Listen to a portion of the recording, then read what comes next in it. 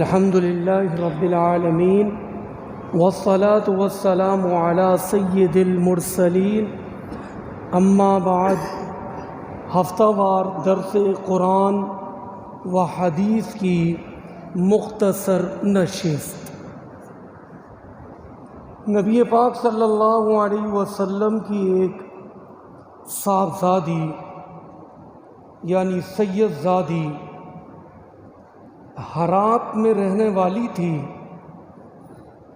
اس کے حالات اتنے گھمبیر ہو گئے، شوہر کا بھی انتقال ہو گیا، بچوں کو لے کر سمرقند منتقل ہو گئیں۔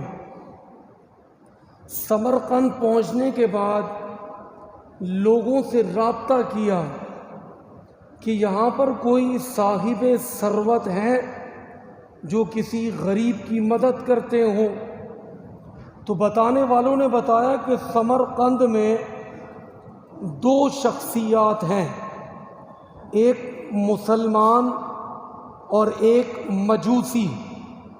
مسلمان ہے وہ بھی سخی ہے، صدقہ خیرات کرتا ہے، غریب لوگوں کی مدد کرتا ہے، اور وہ مجوسی جو مسلمان نہیں ہے وہ بھی لوگوں کی مدد کرتا ہے، امداد کرتا ہے۔ تو اس نے سوچا، سید زادی تھی، کہ میں مسلمان کے پاس جاؤں گی کیونکہ میں کلمہ گو ہوں۔ تو وہ مسلمان کے پاس گئی کہ میں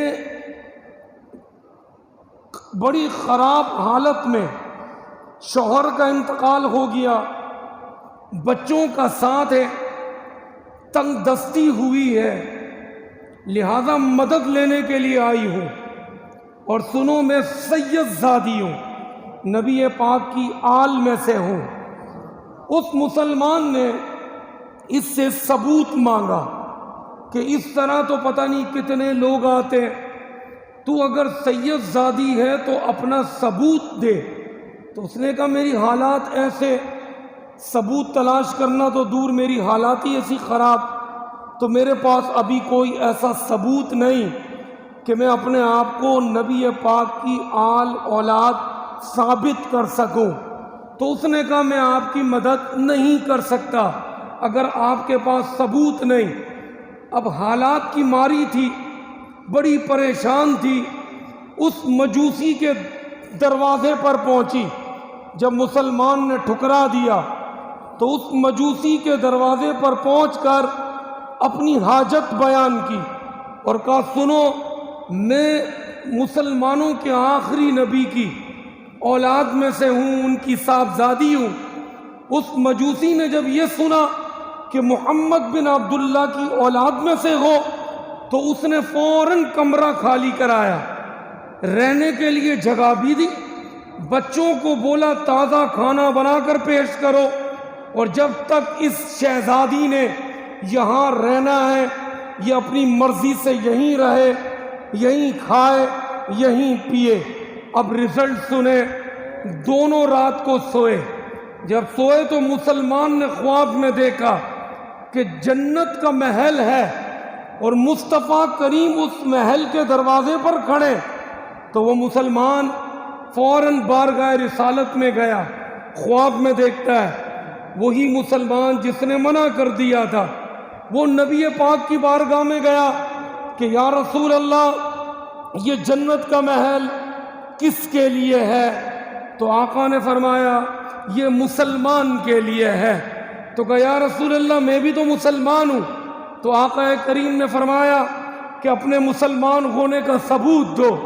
جب خواب میں اس سے پوچھا گیا کہ ثبوت دو، اب آنکھ کھل گئی، اب بڑا پریشان ہوا کہ میرے مسلمان ہونے کا ثبوت کوئی عام شخصیت نہیں، جن کا میں کلمہ پڑھتا ہوں وہ ثبوت مانگ رہے ہیں۔ اب باہر نکلا، لوگوں سے کہنے لگا کہ وہ جو ایک کل شہزادی آئی تھی اس کو تلاش کرو، وہ کہاں ہے؟ لوگوں نے ڈھونڈنے کے بعد خبر دی کہ وہ ایک مجوسی کے گھر میں ہے۔ اب وہاں دروازے پر دستک دی، اس کو کہنے لگا تمہاری جرت کیسے ہوئی کہ تم نے ہمارے نبی کی آل کو اپنے پاس رکھا ہے؟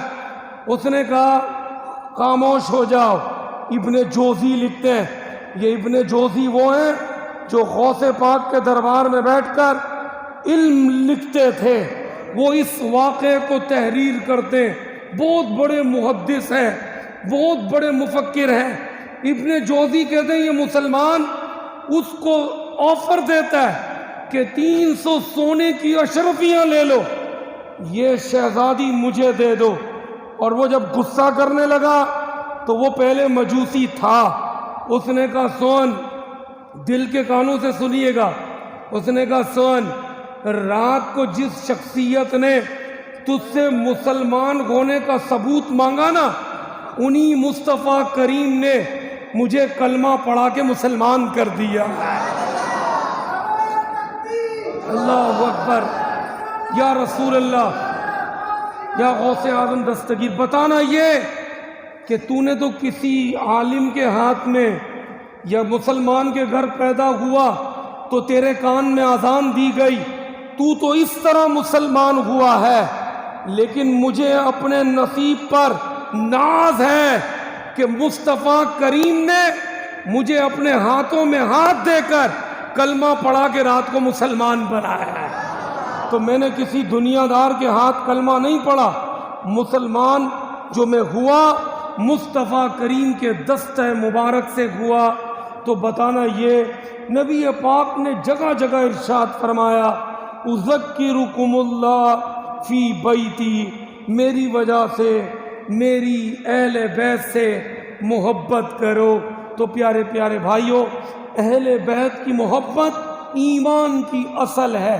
ایک مسلمان نے ٹھکرا دیا، اس سے ثبوت مانگا مصطفیٰ کریم نے، اور ایک مجوسی نے اس کو تحفظ دیا، اس کو چھت دی، کھانے کے لیے روٹی دی، تو اس کو اللہ پاک نے ایمان کی دولت سے سرفراز فرمایا۔ اللہ پاک ہمیں بھی اہل بیت اور صحابہ کی محبت نصیب فرمائے۔ وما علینا الا البلاغ۔